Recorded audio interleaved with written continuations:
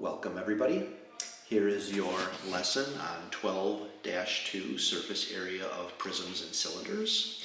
So what I'd like you to do is begin by pausing this video and attempting to do warm-up problem number 1 that appears here on this page in your notebook. Don't forget your title. You do need to understand how to do this warm-up problem so that you can figure out how to do the rest of the chapter. So I'm going to reveal the answer. Hope you attempted it. Here is your answer. Double check everything and take a look, please. This right here at the top is basically how you find the perimeter of any sort of regular polygon, regular meaning all sides are the same, so you can either add 8 times or just use your multiplication. Now it's a little bit more difficult when you're doing lightsaber, my favorite. When you're doing the area, of course, you have to do 1/2 ANS. Number of sides is 8, side length is 8. Figuring out the apothem is the only tricky part. Here's your work. Obviously, you got to figure out that angle measure of this triangle right here. 360 divided by 8 is 45. That's the big angle. Cut that in half. You get 22.5, which is this little angle right there at the top of the lightsaber. So then that answer ends up to be 9.6568. Don't forget that these two things switch places when your apothem is here on the bottom and you're solving for an unknown on the denominator. And some people like to round this to 9.7 in the middle of a problem. I wouldn't recommend it. I would use the entire decimal. If you do that, you get this answer circled in red. But if you did round it to 9.7, you would get this. Please don't forget to show work, but I really want you to make sure you use all the decimals in that problem. You need to understand some vocabulary here. First of all, I'm going to talk about prisms. Prisms are these three-dimensional shapes that have two congruent bases, which in this case, they're the top and the bottom, although this little wedge could be tilted so that these bases are on the sides. It's important to remember that the bases will only be 2 and they'll be congruent.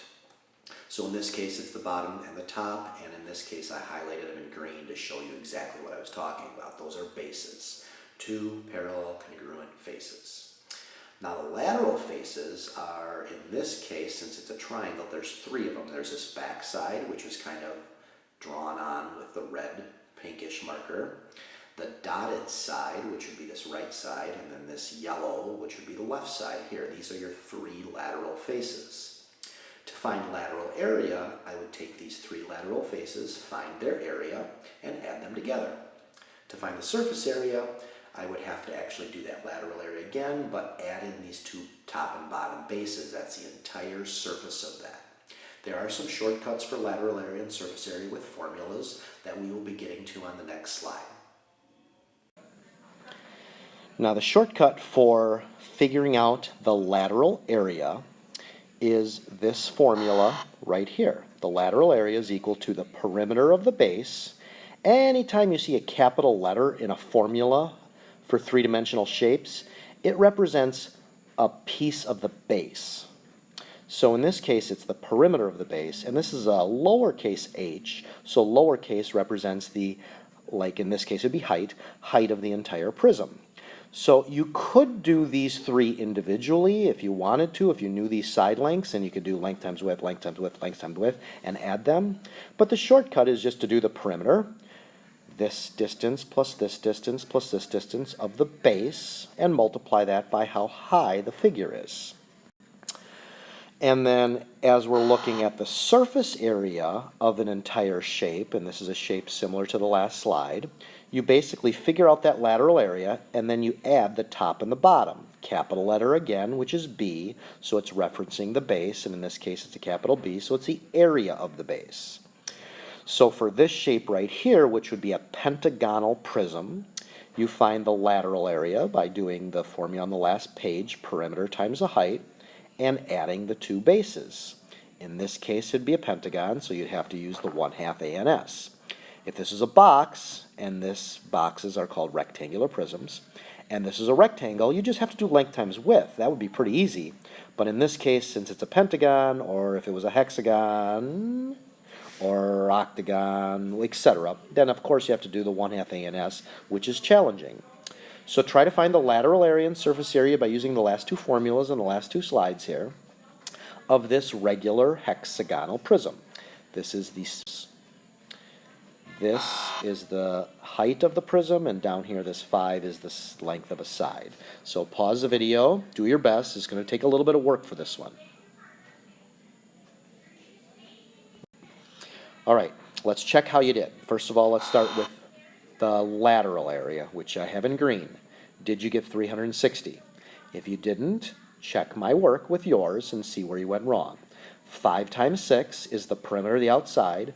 Each of these is 5, and there's 6 of them, so 5 times 6, that's a perimeter, and the height is 12. Now that's pretty easy. The 360 gets moved up here in your surface area formula for L, or pH. And now 2 times the area of the base. This is challenging because a base is a hexagon, and to figure out a hexagon you need to do 1/2 ANS. Now this 2 and half end up by canceling these to 1. So you can do that, real quickly for any time you have a regular figure. You just really have to go with the ANS because there's 2 of them and the formula has a half in them. Pretty easy. The number of sides is 6. The side length is 5. The only challenge is the apothem. This is my apothem work. I decided to go with the special right triangle formulas as opposed to trig using tangent of 30. You could have done it either way, but you better get 4.33. Substitute that in there for A. Multiply everything out here, which is 129.9. Add it to your lateral area, which is 360. Your answer is 49.9. Once again, if you rounded this to 4.3, you might just get 489. But I prefer you not to round until the very final step. If you notice, these are off by like 0.9 of a cubic centimeter, which might end up to make a difference if you work for some company and they needed precision. And now the last thing I want to talk about is I want to talk about cylinders. So this is the lateral area for a cylinder. It's the same kind of thing. It's 2 pi RH. I'm going to show you in class where this comes from. It's kind of clever, but as of right now, we'll just memorize the formula. 2 pi times radius times height.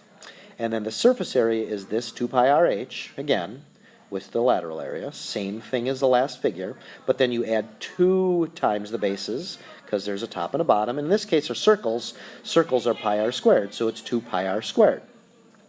The one thing I do want to comment on before we begin example number 2 down here is that it doesn't matter if these shapes are slanted.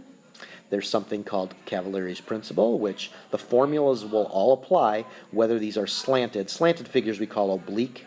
So this is an oblique prism as opposed to a prism that's straight up and down here where the base and the edge here forms a right angle. And oblique cylinders are tilted cylinders, and this is a non-oblique cylinder or a right cylinder. So it doesn't matter, the formulas all apply. Don't get freaked out if this shape is kind of like tilted. I would like you to try example 2 down here, the world's largest beverage can, and I will show you on the next slide with the work. So in this case, you're only figuring out the surface area. But of course, in the surface area formula, you need to do the lateral area as it is. So that's your formula. See if you can crank it out, pause the video, then check again. Well, how did you do? So I rewrote the formula right here, which is kind of peeking up there from the last slide, and then I did all my work. The cylinders are much easier, I think, than the hexagonal or octagonal prisms, because you don't have to do that apothem stuff. But in this case, the one trick is the diameter is 2.32, so you did have to cut that in half because these both have radiuses in them. So when you plug in the radius, it's not 2.32, it's 1.16. Don't forget your square. I didn't work this out separately. I just typed it all in one string in my calculator. And that should do it. Thanks for listening.